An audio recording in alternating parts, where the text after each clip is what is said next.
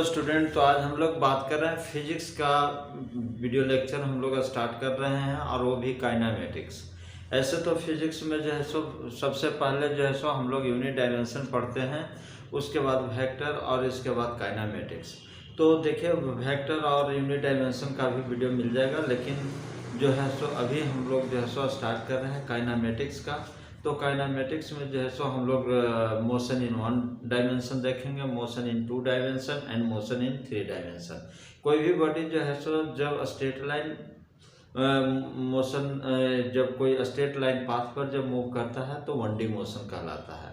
तो इसमें different different type का जो है सो मोशन हम लोग जो है सो देखेंगे, और इस मोशन में जितने भी इसका कैरेक्टरिस्टिक प्रॉपर्टी होगा उसको भी हम लोग यहाँ पर देखते चलेंगे। इसके बाद फिर इस पर प्रॉब्लम देखेंगे। तो देखिए हम लोग जो है सो सबसे फर्स्ट हम लोग बात करते हैं काइनेमेटिक्स का। इस काइनेमेटिक्स में जो है सो हम लोग देखेंगे पहले motion in 1 dimension, motion in 1 dimension, 1 dimension, ठीक है ना। इस मोशन ऑफ 1 डायमेंशन में हम लोग को कौन कौन सा टॉपिक को कवर करना है इसको जो है सो हम लोग देखेंगे। लेकिन जो है अब यहाँ पर जो है सो हम लोग देख सकते हैं टॉपिक डिस्ट्रीब्यूशन, है ना। Topic distribution.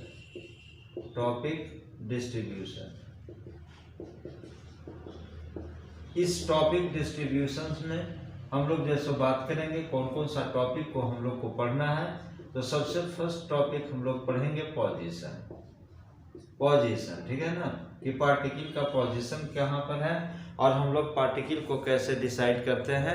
किसी भी पार्टिकल के लिए क्या उसका इम्पोर्टेंस है कि उस पार्टिकल का पोजीशन कहाँ पर होगा और उस पोजीशन को कैसे हम लोग डिटरमाइन करेंगे।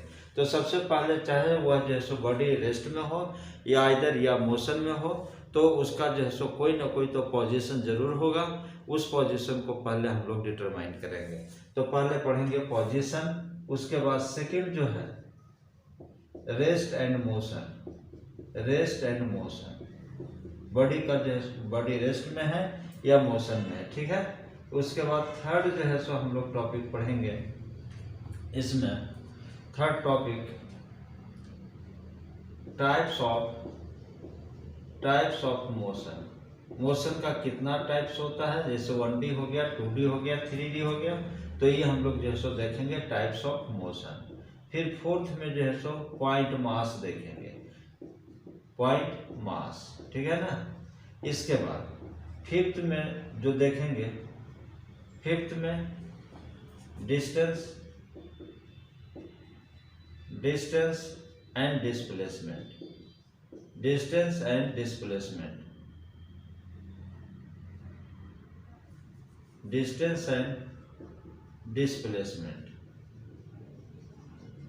ठीक है। इसके बाद 6 पॉइंट में हम लोग देखेंगे स्पीड एंड वेलोसिटी की बात करेंगे। 7th में एक्सीलरेशन, बॉडी का एक्सीलरेशन क्या होगा, पार्टिकल का एक्सीलरेशन क्या होगा। 8 में हम लोग देखेंगे पोजीशन टाइम ग्राफ, ठीक है। इसके बाद 9 में हम लोग देखेंगे पोजीशन टाइम ग्राफ के बाद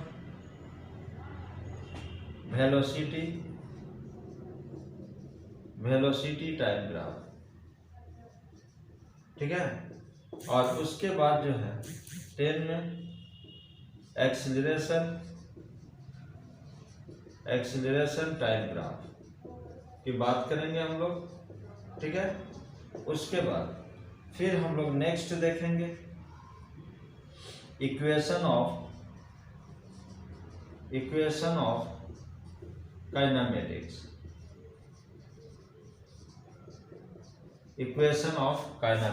ठीक है। अब इस इक्वेशन ऑफ काइनेमेटिक्स के बाद जो है हम लोग बात करेंगे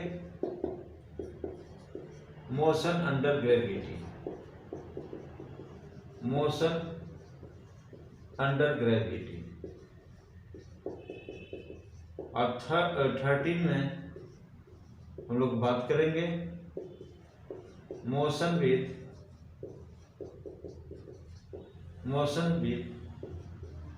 वेरिएबल एक्सीलरेशन।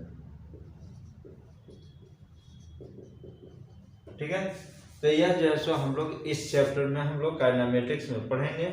सबसे पहले जो है सो काइनेमेटिक्स में हम लोग देखेंगे मोशन इन वन डायमेंशन। लेकिन मोशन इन वन डायमेंशन के ये तो इससे मोशन इन वन डायमेंशन में ये जो टॉपिक डिस्ट्रीब्यूशन है कि इतना टॉपिक को हम लोग को कवर करना है। लेकिन सबसे पहले देखेंगे कि पोजीशन क्या है और पार्टिकल का पोजीशन क्या होता है, उसको हम लोग को देखना है। उसके बाद रेस्ट एंड मोशन की बात करनी है। रेस्ट एंड मोशन के बाद जो है सो हम लोग देखेंगे टाइप्स ऑफ मोशन। इस टाइप्स ऑफ मोशन में 1D 2D एंड 3D की बात करेंगे कि मोशन जो है सो किसी भी पार्टिकल का जो है सो मोशन जो है सो 1 डायमेंशनल मोशन में हुआ है या जो है सो 2 डायमेंशनल मोशन में है या 3 डायमेंशनल मोशन में है। इसको डिफिनेशन देने के बाद जो है सो फिर हम लोग पॉइंट मास देखेंगे। पॉइंट मास के बाद जो है सो मतलब इसी टाइप्स ऑफ मोशन में ही हम लोग जो है सो फिर 1D को जो है सो डिटेल हम लोग करेंगे।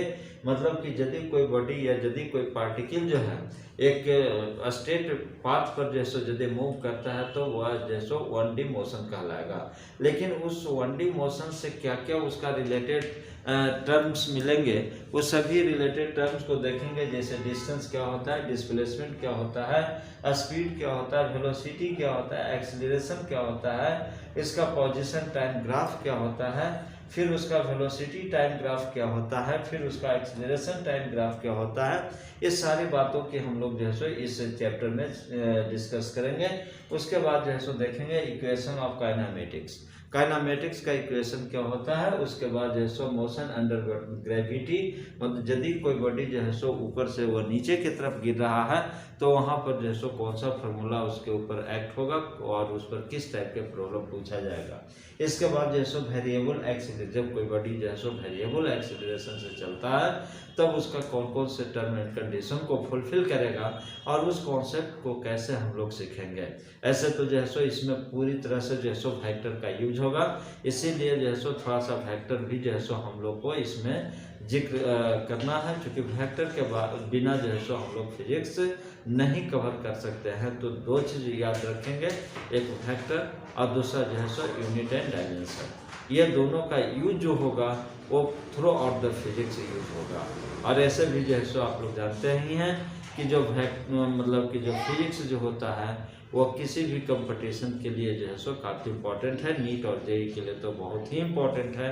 तो इस वजह से हम लोग को जो है सो इसमें जितने भी रिलेटेड टर्म्स होगा उस टर्म का मीनिंग समझना होगा, उसका क्या कॉन्सेप्ट है, ताकि जो है सो जब तक कि उसके कॉन्सेप्ट को नहीं समझ पाएंगे तब तक आपको प्रॉब्लम सॉल्व नहीं होगा। और जब प्रॉब्लम नहीं सॉल्व होगा तो फिर रिजल्ट होना मुश्किल है। इसीलिए इस बात पर ध्यान रखना है कि हम लोग को जो है सो हर एक टर्म को जो है सो हम लोग को मतलब डिटेल पढ़ना है और उसका यूज कैसे होगा क्वेश्चन में। मेन प्रॉब्लम जो बच्चों को आता है वह जो है सो क्या होता है कि वह जो है सो बच्चे को प्रॉब्लम जो है सो जब सोल्व करते हैं तो कौन से फार्मूला का यूज कहाँ पर करना चाहिए वह क्लियर नहीं हो पाता है। तो क्वेश्चन बनाने वक्त जो है सो ये ध्यान देना है कि उस क्वेश्चन में क्या दिया हुआ है और क्या पूछ रहा है, ठीक है ना। और उसको जो है सो कौन से फार्मूला वहाँ पर यूज होगा तो वह अपने आप जो है वो क्वेश्चन को जब पढ़ेंगे उसमें क्या दिया हुआ क्या पूछ रहा है उस यदि ये आप क्वेश्चन में पकड़ना सीख लिए तो आप निश्चित है कि उस प्रॉब्लम को सॉल्व कर लेंगे। क्योंकि वहाँ से आपका एक रिलेशन मिल जाएगा और उस रिलेशन पर